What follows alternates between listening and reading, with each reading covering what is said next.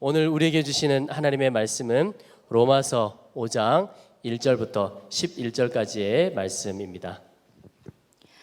그러므로 우리는 믿음으로 의롭다 하심을 받았으므로 우리 주 예수 그리스도로 말미암아 하나님과 더불어 평화를 누리고 있습니다. 우리는 또한 그리스도로 말미암아 지금 서 있는 이 은혜의 자리에 믿음으로 나아오게 되었으며 하나님의 영광에 이르게 될 소망을 품고 자랑을 합니다. 그뿐만 아니라 우리는 환난을 자랑합니다. 우리가 알기로 환난은 인내력을 낳고 인내력은 단련된 인격을 낳고 단련된 인격은 희망을 낳는 줄을 알고 있기 때문입니다. 이 희망은 우리를 실망시키지 않습니다. 하나님께서 우리에게 주신 성령을 통하여 그의 사랑을 우리 마음속에 부어주셨기 때문입니다. 우리가 아직 약할 때에 그리스도께서는 제 때에 경건하지 않은 사람을 위하여 죽으셨습니다. 의인을 위해서라도 죽을 사람은 거의 없습니다. 더욱이 선한 사람을 위해서라도 감히 죽을 사람은 드뭅니다. 그러나 우리가 아직 죄인 되었을 때에 그리스도께서 우리를 위하여 죽으셨습니다.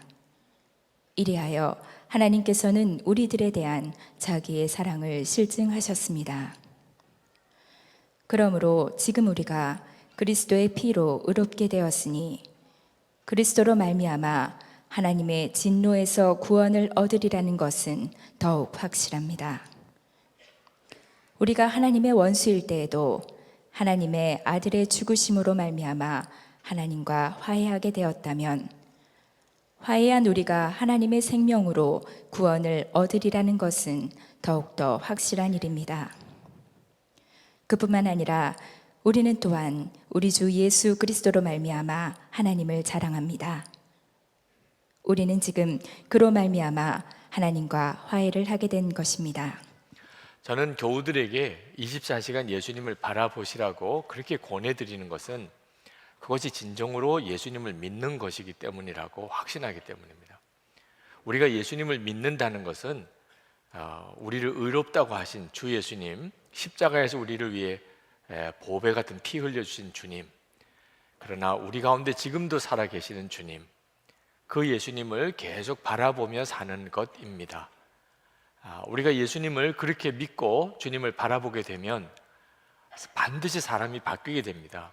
삶이 변화되게 됩니다. 그 예수님을 바라보면서 변화되는 삶의 여러 특징 중에 하나가 자랑거리가 달라지게 된다는 겁니다. 사람은 다 누구나 무언가를 자랑하고 사는데 예수님을 바라보게 되면 자랑거리가 달라집니다. 여러분이 뭘 자랑으로 여기십니까? 저에게 말씀해 주시면 제가 여러분이 정말 구원받은 사람인지 아닌지를 저는 알 수 있을 것 같습니다. 예수님을 바라보는 사람은 자랑거리가 바뀌어 버립니다. 오늘 본문에 보면 그 예수 믿는 사람, 예수님을 온전히 바라보고 자란 사람에게 있는 독특한 자랑거리가 뭔지를 말씀하고 있는데 그것은 2절에 나옵니다. 하나님의 영광을 바라보는 소망을 자랑하는 것입니다. 함께 보실까요? 2절에 우리는 또한 그리스도로 말미암아 지금 서 있는 이 은혜의 자리에 믿음으로 나오게 되었으며 하나님의 영광에 이르게 될 소망을 품고 자랑을 합니다. 예수님을 바라보게 되면 전에는 전혀 안 보이던 것이 눈이 열리게 됩니다. 그것이 바로 영광의 하나님이십니다. 교회를 다니면서도 심지어 하나님의 존재 자체도 믿지 못하던 사람이 많습니다. 근데 24시간 주님을 바라보게 되면 영광의 하나님을 보게 돼요. 하나님의 영광을 보는 거죠. 그리고 하나님의 나라를 바라보게 됩니다. 이 세상이 전부가 아니고 하나님의 나라가 있음을 보게 돼요. 그렇게 되면서 사람이 확 바뀌어 버립니다. 전에는 세상 것을 자랑하고 살았는데 이제는 하나님의 영광에 이르게 될 소망을 자랑하게 됩니다. 그거밖에 자랑할 게 없습니다. 여러분, 이것이 그 사람의 인생을 바꾼 겁니다. 삶을 완전히 다르게 만든 거죠. 이렇게 하나님의 영광에 이르게 될 소망을 자랑하게 된다는 것을 하나님과 화해했다고 표현합니다. 하나님과 화평하게 되었다고 그렇게 말합니다. 그 말은 이제 하나님을 진짜 믿었다, 하나님을 만났다, 하나님을 마음에 정말 모시고 산다, 그런 뜻입니다. 1절 말씀에 이렇게 말합니다.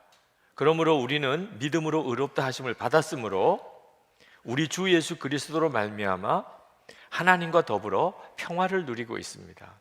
11절에 우리는 지금 그로 말미암아 하나님과 화해를 하게 된 것입니다. 여러분, 예수님을 믿으면 하나님과 평화하게 되고 화해하게 됩니다. 이 말은 무슨 뜻이냐면 예수 믿기 전에는 하나님과 싸우고 살았다는 뜻입니다. 하나님과 적대 관계였다는 거죠. 여러분, 어떤 영토에 대해서 지배권을 주장하는 세력이 두 세력이 있으면 싸우게 되지요. 우리가 하나님과 꼭 그와 같이 살았던 겁니다. 여러분의 마음이 그렇습니다. 우리는 내 마음대로 살고 싶어 합니다. 그러나 하나님께서 내 마음의 왕 되시기를 원하세요. 그러니 하나님과 싸우는 거죠. 늘 마음이 갈등이 많습니다. 우리 가정이 그렇습니다. 우리는 가정은 내 것인 줄 생각합니다. 그러나 하나님은 우리의 가정의 왕 되시기를 원하세요.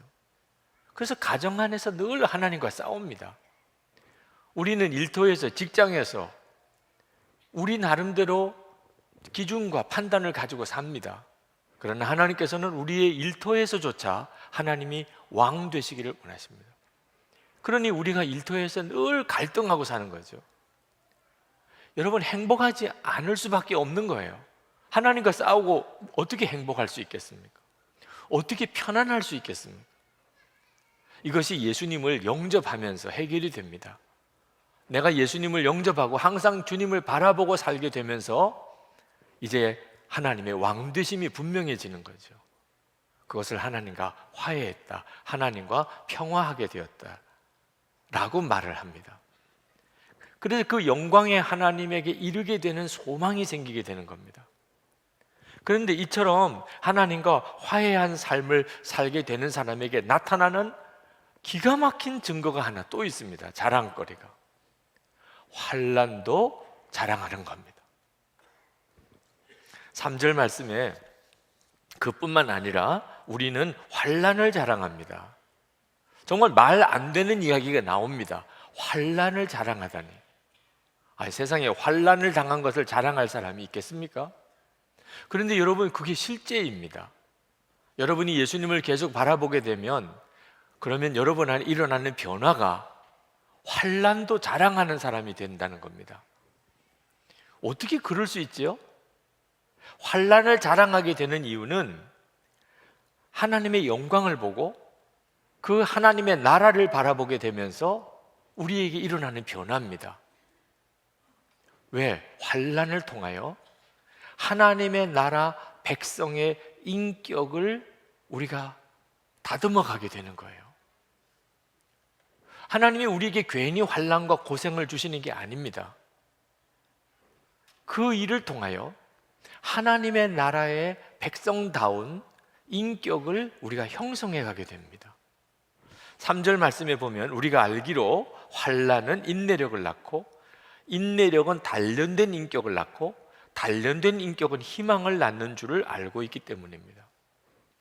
이걸 깨닫게 되는 거예요. 하나님의 나라가 있고 그 하나님의 나라 백성이 되어지는 과정에서 환난이 내게 주어지는 거구나. 그래서 그 이 환난이 내게 기쁨이 되고 자랑이 된다는 거죠. 여러분, 어떤 학생이 대학을 들어가면 기뻐하고 자랑합니다. 유학을 가게 되면 더 기뻐하고 자랑합니다. 어떤 사람이 장교로 합격을 하고 장교 훈련을 받으러 들어가면 은근히 자랑합니다. 어떤 선수가, 운동선수가 국가대표 선수로 발탁이 되면 그건 말할 수 없는 자랑이 됩니다. 그런데 실제로 대학을 들어가거나 유학을 가거나 장교 훈련을 받으러 가거나 국가대표 선수가 될 때 고생이 말이 아닙니다. 쉬운 일 아니에요. 대학 공부, 유학 가서 공부하는 거, 장교 훈련, 국가대표 선수가 어느 정도 훈련을 하게 되는지 여러분 다 아시죠? 그런데 그것을 자랑하는 이유가 뭐죠? 결과가 너무 좋으니까. 결과가 너무 좋으니까 그것 때문에 겪는 어려움은 아무것도 아닌 것처럼 여겨지고 오히려 그것을 자랑하게 된다는 거죠. 여러분, 신앙생활도 똑같습니다. 우리가 환난을 어떻게 자랑할 수 있습니까? 결과가 너무 좋으니까. 그 연단과 시련, 환난을 거쳐서 내 인격이 하나님 백성답게 세워집니다. 영광의 하나님을 바라보는 눈이 뜨인 사람에게는 이건 기가 막힌 것입니다. 그래서 사도 바울이 고린도후서 4장 17절에 환난을 경한 것이라는 그런 묘사를 해서 환난에 경한 것, 우리가 잠시 받는 환난에 경한 것이 지극히 크고 영원한 영광에 중한 것을 우리에게 이루게 함이니. 여러분, 환난이 중한 거지 어떻게 경한 겁니까? 근데 사도 바울은 환난을 경한 것이라고 표현했어요. 그 말은 비교해서 그렇다는 겁니다. 뭘 비교해요? 이 환난을 통하여 내가 얻게 되는 것에 비해요. 지극히 크고 영원한 영광에 중한 것, 우리가 얻게 된다는 겁니다. 여러분, 기가 막히잖아요. 하나님의 영광을 바라보지 못한 사람에게는 이해가 안 되는 일입니다. 그러나 하나님의 그 영광을 바라보는 눈이 뜨이고 나면 하나님이 계시고 그 영광을 알게 되고 하나님의 나라를 알게 되고 이제 내가 그 하나님의 나라의 백성이 되어 가는 것을 내가 알게 되는 순간에 환난이 전혀 달리 보여요. 여러 가지 시험을 당해도 오히려 기뻐요. 왜? 그것으로 인해 내가 변화되어 가니까. 그래서 야고보 사도가 야고보 1장 2절 3절에서 너희가 여러 가지 시험을 만나거든 온전히 기쁘게 여기라. 이는 너희의 믿음의 시련이 인내를 만들어내는 줄 알미라.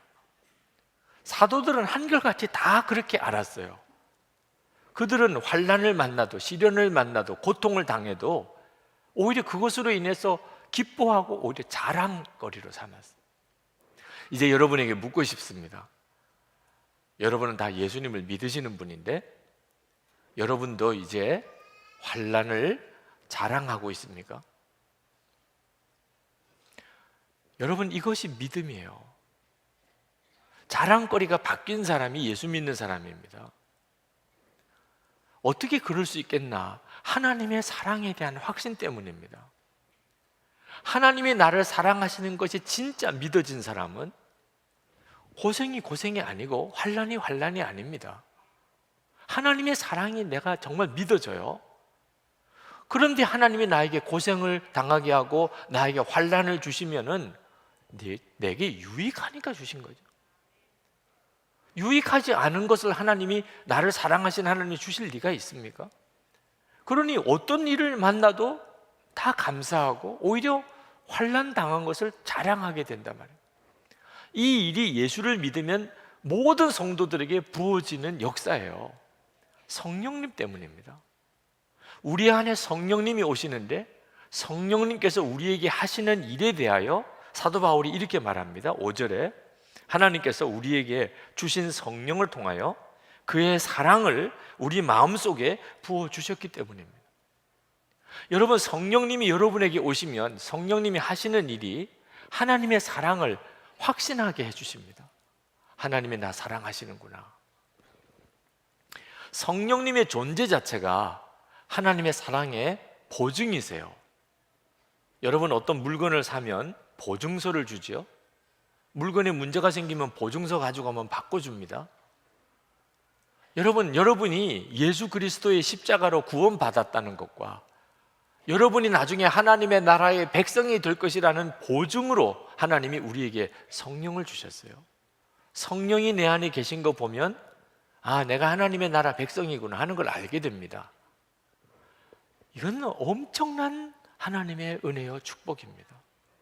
그러니까 하나님의 성령이 내 안에 계시다는 것 자체가 하나님의 사랑의 확증이에요. 여러분이 이 사실을 깨닫고 나면 그러면 세상의 어떤 일도 더 이상 두렵지 않고 염려가 안 됩니다. 저는 이 부분에서 여러분에게 다시 묻고 싶은 것이 있습니다. 환난이 자랑이 안 된다고 생각되시는 분, 아직도 나는 환난을 자랑하는 그것은 잘 모르겠다 그러시는 분은 하나님의 사랑은 믿으십니까? 하나님이 여러분을 사랑하신다는 건 진짜 믿으십니까? 교회는 다녀도 하나님이 나를 사랑하신다는 것을 믿지 못하는 분들이 정말 많습니다. 오히려 하나님이 자기만 사랑 안 한다고 생각하는 분들이 있습니다. 내 기도는 안 들어주시고 내 형편은 돌보지 않으시고 이렇게 사는 게 이게 사랑인가? 하나님이 사랑이라면 내가 이렇게 고생할 수 있어? 이렇게 생각하는 분들이 있다니까요. 여러분이 정말 하나님을 사랑하는, 하나님이 여러분을 사랑하시는 것을 믿으시는지 아닌지는 여러분이 영광의 하나님에게 이르게 되는 소망을 자랑하는지 환난도 자랑하는지를 보면 압니다.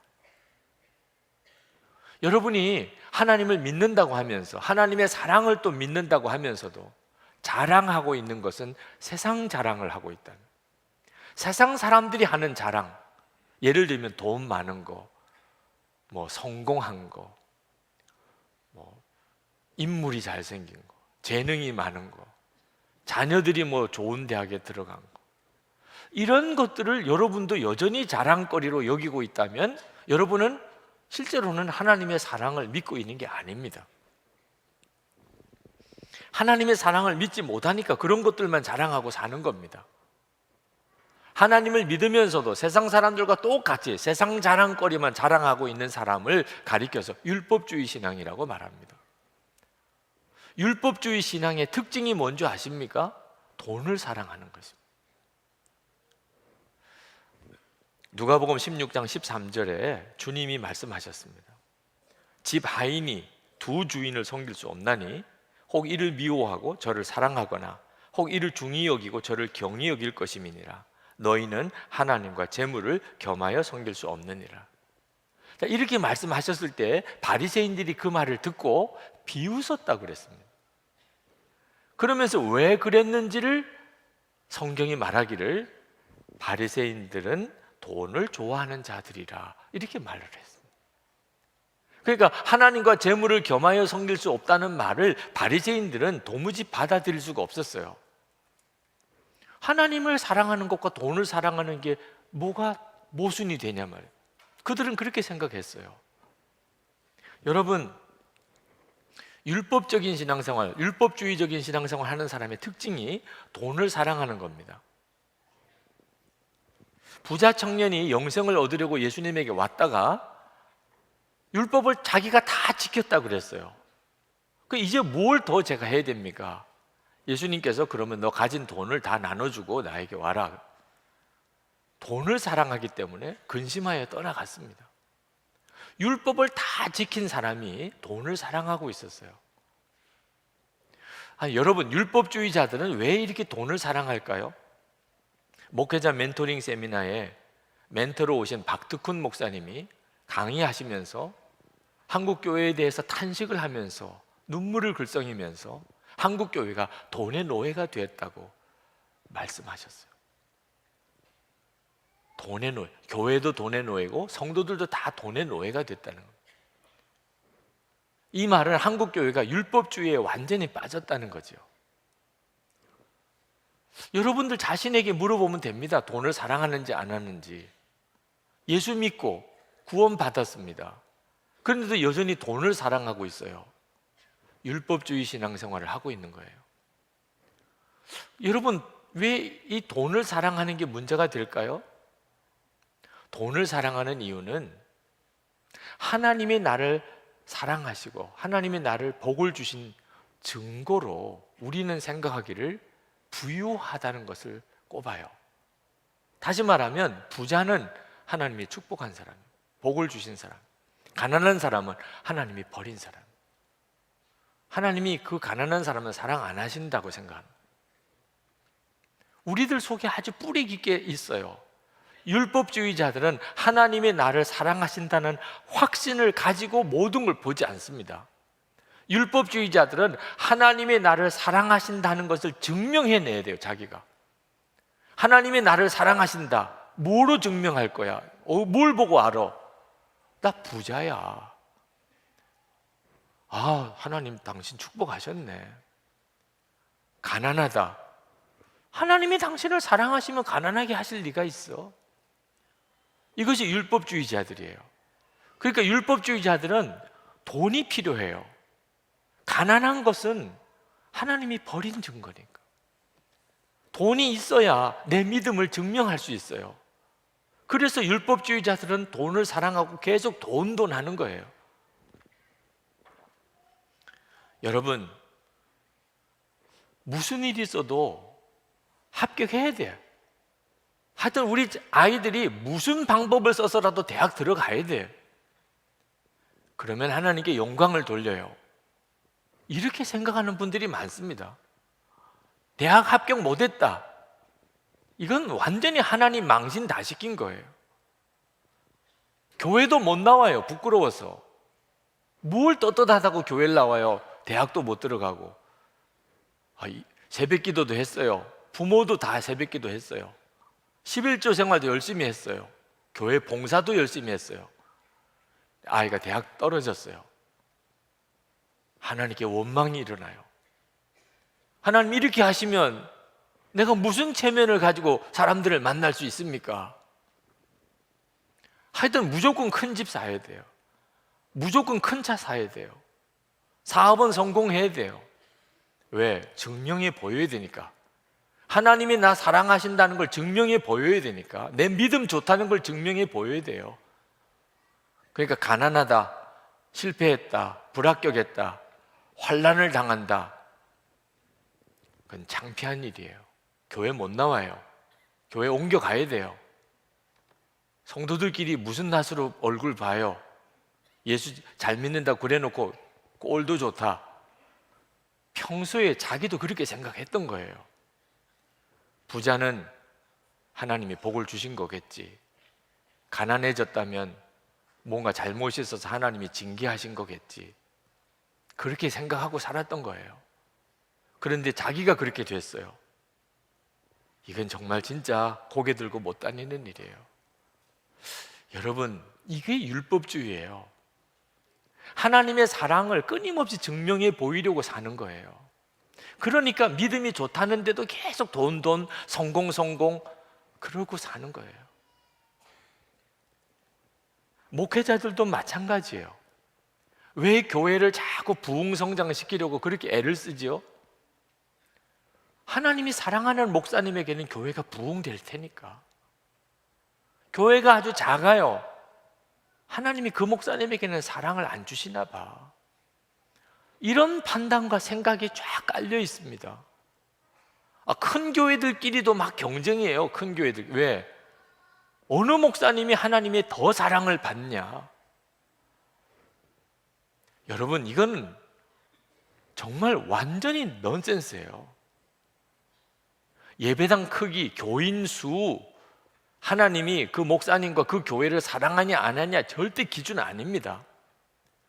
초대교회 7교회 중에 제일 부유하고 그래도 규모도 크고 소위 말해서 정말 대형 교회라고 말할 수 있는 교회가 라오디게아 교회예요. 근데 그 라오디게아 교회를 향하여 주님이 뭐라고 말씀하셨는지 아십니까? 요한계시록 3장 17절에 내가 말하기를 나는 부자라 부유하여 부족한 것이 없다 하나 내 공고한 것과 가련한 것과 가난한 것과 눈먼 것과 벌거벗은 것을 알지 못하는도다. 그 초대교회 7교회 중에 아주 가난하고 작은 교회, 서머나 교회, 빌라델비아 교회, 이런 교회는 깜짝 놀라는 말씀을 하셨어요. 요한계시록 2장 9절에 서머나 교회에게 하신 말씀입니다. 내가 내 환난과 궁핍을 알거니와 실상은 내가 부유한 자니라. 요한계시록 3장 8절 빌라델비아 교회에게 내가 내 행위를 아노니 내가 작은 능력을 가지고서도 내 말을 지키며 내 이름을 배반하지 아니하였도다. 여러분, 이게 뭔가 크고 사람이 많으면 하나님이 사랑을 더하셨고, 규모가 작고 그러면 하나님이 사랑 안 하시고, 절대 그렇지 않습니다. 하나님의 사랑은 그런 걸 보고 판단하는 게 아닙니다. 여러분은 혹시라도 믿음을 증명하려고, 어떻든지 예수 잘 믿는다는 것을 증명해 보이려고, 그래서 경제적으로 넉넉해져야 되고, 그래서 큰 집으로 가야 되고, 그래서 좋은 차 타고 다녀야 된다는 생각에 시달리지는 않습니까? 여러분 자신이 너무 초라하다고 느껴지니까, 그러니까 여러분의 믿음도 그만큼밖에 안 된다고 생각해서 사람들 앞에 나서기가 초라하고 부끄러워하지는 않습니까? 여러분, 하나님의 사랑을, 주님의 사랑을 경험한 삭개오는요, 자기 재산 다 나눠줘 버렸어요. 하나님의 사랑을 경험하고 나니까 더 이상 돈에 연연할 필요가 없다는 거죠. 그러니까 하나님의 사랑을 어떻든지 증명하려고 축복을 통해서, 잘 되는 걸 통해서 애를 쓰는 거하고 하나님의 사랑을 믿는 거하고는 다른 문제예요. 전혀 다른 문제입니다. 어떻든지 잘 돼가지고 하나님의 사랑을 증명해 보이려고 하는 게 율법주의예요.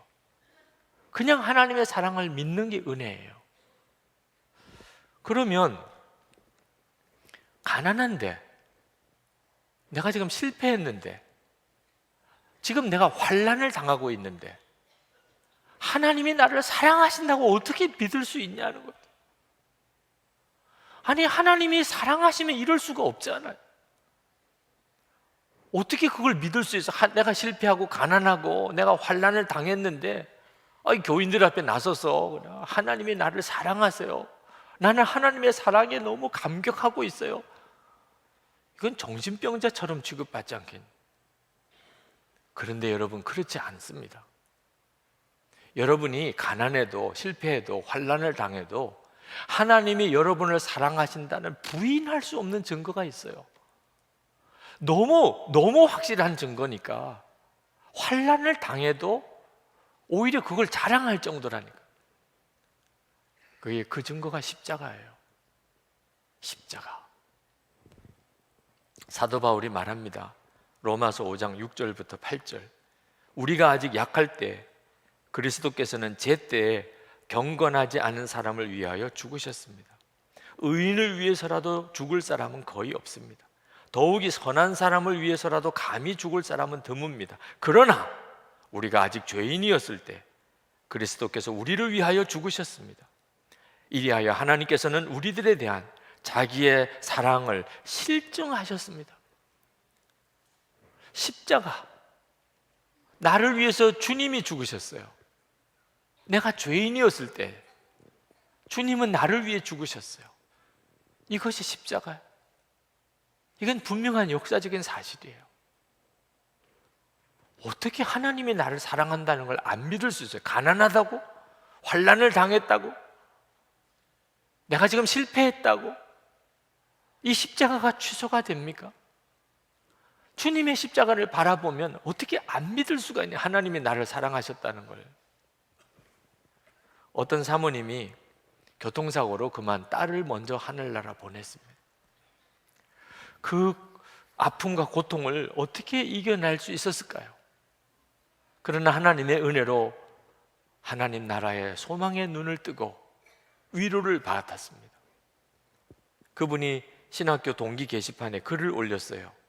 내 딸 아이를 보내면서 하나님의 나라에 대한 소망의 눈을 열어주신 하나님께 감사한다. 내 딸의 모습으로 이 세상에 왔지만 하나님의 천사였음을 이제서 깨닫는다. 이제는 아프니 위로가 될 수 있을 것 같다. 남은 시간 정말 할 일이 많이 있구나. 딸을 교통사고로 잃었지만 하나님의 나라의 소망의 위로를 가지고 그 슬픔 중에서도 감사하는 이 사모님, 그리고 오히려 이제 다른 사람의 아픔을 위로할 수 있게 됐다고 그렇게 고백하시는 그 사모님에게 그 동기들이 다 정말 박수를 보냈어요. 이건 진짜 하나님의 역사구나. 그때 캐나다에서 목회하는 같은 동기 목사님 한 분이 거기에 댓글을 달았습니다. 그 목사님도 사랑하는 딸을 먼저 하나님 앞에 보낸 일이 있어요. 너의 글을 읽고 나의 마음이 왜 이리도 찢기웠던지 남몰래 흐르는 너의 눈물이 나의 심장 속에 고인 듯 하였다. 나에게도 그 일이 있고 난 뒤 1년 반 뒤쯤인 듯 하다. 새벽 기도 시간에 갑자기 죽은 딸이 생각나서 한없이 울어보았다. 그날은 종일 울었고 그 주간은 매일 울었었다. 그날 하나님은 나에게 이렇게 물으셨단다. 승호야, 괴롭지? 잊혀지지 않지? 네, 하나님, 이제 내 마음을 알겠니? 무슨 뜻입니까, 주님? 나도 십자가에서 나의 사랑하는 아들을 잃었단다. 여러분, 십자가는 사실 엄청난 것이에요. 우리는 성령의 도우심으로 십자가에서 하나님의 사랑을 압니다. 그러고 난 다음에 세상은 완전히 다르게 보이는 거예요. 하나님은 나를 사랑하시는 게 맞아요. 그러면 이 고통이 뭐지요? 이 환난은 뭔가요? 나에게 유익한 것이에요. 그러면서 실제로 겪어보니까 그 고통과 환난을 통하여 내 인격이 연단을 받아요. 하나님의 백성답게 바뀌어져 가고 있었던 거예요. 그래서 환난이 자랑거리가 된 거예요. 나는 자랑할 게 환난밖에 없다고. 그게 사도 바울이고 초대교회 성도들이었어요. 여러분, 그래도 십자가를 바라보고 아직도 하나님의 사랑을 잘 모르겠다면, 그러면 여러분이 성령님의 도우심을 구해 보시기 바랍니다. 여러분이 십자가를 보면서 하나님의 사랑을 느끼게 되는 것은 전적으로 성령님의 역사입니다. 성령님이 그렇게 해주시는 거예요. 그러니 여러분, 그냥 구하세요. 성령님, 저에게도 눈을 열어서 하나님의 사랑이 지금 내게 얼마나 놀라운지를 알게 해주시어요. 그러나 여러분 꼭 한 가지 알아야 될 것은, 성령님께서 역사하시겠는데 성령님은 하나님의 사랑이 얼마나 큰지를, 여러분을 향한 사랑이 얼마나 큰지를 깨닫게 하시면서 먼저 하시는 일이 있습니다. 그래서 여러분이 얼마나 죄인인지를 깨닫게 하시는 일입니다. 여러분이 얼마나 죄인인지를 알지 못하고서는 하나님의 사랑을 결코 알 수가 없어요. 여러분이 하나님의 진노 아래 있었던 사람이에요. 하나님과 원수된 자였다는 사실을 정말 깨닫지 못하는 사람은, 그런 여러분을 위해 예수님이 십자가를 지시고 하나님의 독생자를 보내신 것을 전혀 이해할 수가 없어요. 그것이 얼마나 놀라운 사랑인가를 결코 알 수가 없습니다. 9절 말씀을 보세요. 그러므로 지금 우리가 그리스도의 피로 의롭게 되었으니 그리스도로 말미암아 하나님의 진노에서 구원을 얻으리라는 것은 더욱 확실합니다. 하나님의 진노 아래 있었어요. 우리는 이것을 먼저 깨닫게 하시고, 그리고 하나님의 사랑의 눈이 열리는 겁니다. 제가 어느 교회 부흥회를 갔을 때 마지막 저녁 집회 때 80이 넘으신 어느 권사님 한 분이 간증을 하시겠다고 하셨어요. 그래서 설교 전에 간증을 하러 나오셨어요. 저는 이분이 무슨 간증을 이렇게 하실 것이 있으신가 궁금했었습니다. 근데 간증을 듣고는 놀랐어요. 그분이 자기를 소개하기를 난파 간첩이었다는 거예요. 그리고 그가 투옥이 돼서 20년 옥살이를 했습니다. 그리고 가출옥을 받고 예수를 믿게 됐어요. 그리고 지금은 이제 권사, 80이 넘으신 권사님이세요. 자기는 그동안 자기 모든 죄를 다 용서받고 구원받았다고 생각하고 살아왔었는데, 이번 부흥회를 참석하고 예수님을 바라보라고 하셔서 주님을 바라보면서 내가 그동안 용서받고 구원받았다고 하는 것이 다 가짜였음을 알았다는 거예요. 자기는 공산당이 되고 간첩이 되고 그리고 간첩의 훈련을 받고 그리고 난파되었는데 목적을 이루기 위해서는 수단 방법을 가리지 않았습니다. 무슨 짓이든지 다 했습니다. 사람들의 경계심을 풀기 위해서 여자아이 하나를 데리고 난파됐습니다. 엄마와 딸처럼.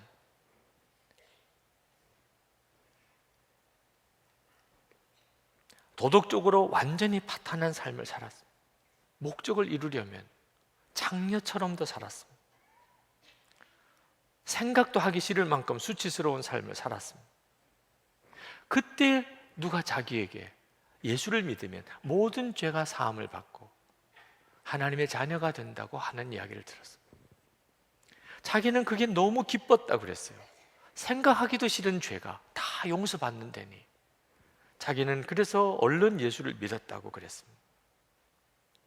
그러나 자기가 죄를 숨겨둔 것이지 진짜 사함 받은 것이 아님을 알았다는 거예요.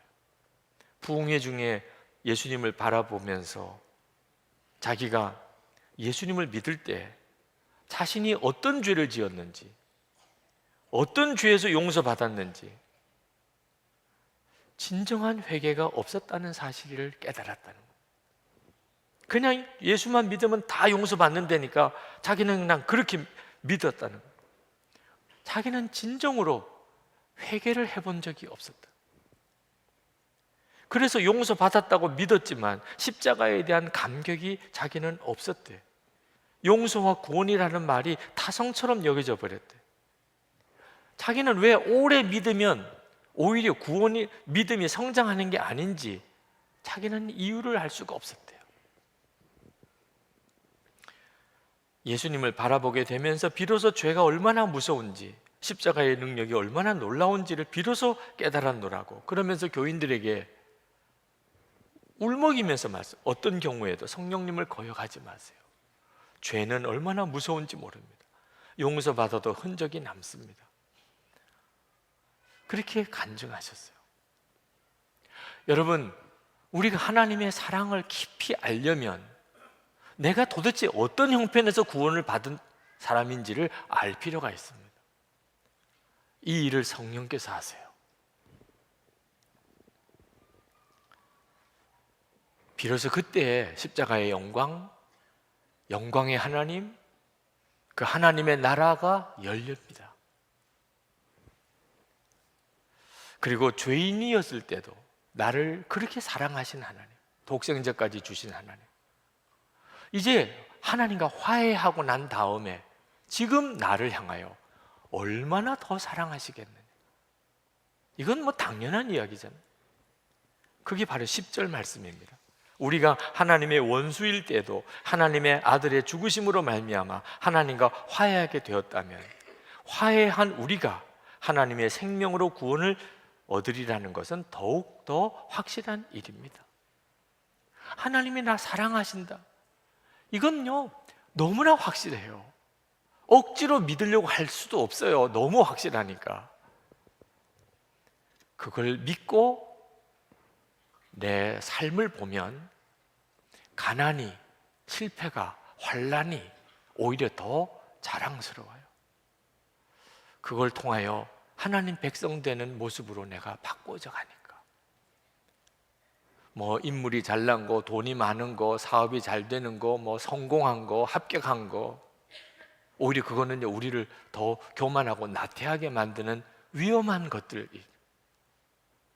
그건 정말 자랑거리가 아니에요. 하나님이 나에게 주신 선물일 뿐이죠. 환난이 더 자랑스러워요. 여러분, 이 기적이요 얼마나 놀랍습니까? 뭐가 무서워요? 이제는 환난도 자랑거리가 되니, 가난도 실패도 환난을 당한 것도 이제 내게는 자랑거리가 되니 세상 뭐가 겁이 나요?